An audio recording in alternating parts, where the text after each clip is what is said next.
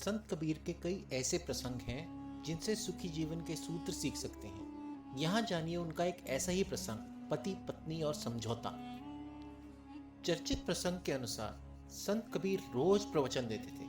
आसपास के गांव के कई लोग उनकी बातें सुनने आते थे। एक दिन प्रवचन खत्म होने के बाद एक व्यक्ति ने कबीर जी से पूछा कि मेरी पत्नी से मेरा रोज झगड़ा होता है, मेरी ये समस्या कैसे दूर हो सकती है।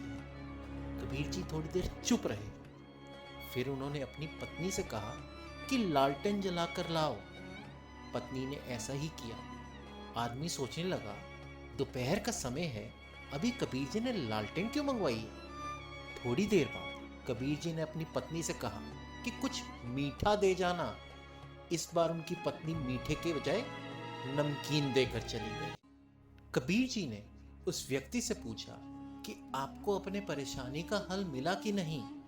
वह व्यक्ति बोला कि गुरुजी, मेरी समझ में कुछ नहीं आया, आपने तो अभी तक कुछ बताया ही नहीं है। कबीर जी ने कहा कि जब मैंने मेरी पत्नी से लालटेन मंगवाई तो वो ये बोल के जा सकती थी कि इतनी दोपहर में लालटेन की क्या जरूरत है, लेकिन उसने ऐसा नहीं पूछा। उसने सोचा कि जरूर किसी काम के लिए लालटेन मंगवाई हो, इसीलिए चुपचाप देकर चली गई। कुछ देर बाद मैंने मेरी पत्नी से मीठा मंगवाया तो वो नमकीन देकर चली गई। हो सकता है घर में कुछ मीठा ना हो। ये सुनकर मैं भी चुप रहा। कबीर जी ने कहा कि पति पत्नी के बीच आपसी तालमेल होना बहुत जरूरी है। दोनों को एक दूसरे की भावनाएं समझनी चाहिए, हालात के अनुसार व्यवहार करना चाहिए और वाद विवाद से बचना चाहिए। अब वह व्यक्ति समझ चुका था कि कबीर जी ने ये सब उसे समझाने के लिए किया था।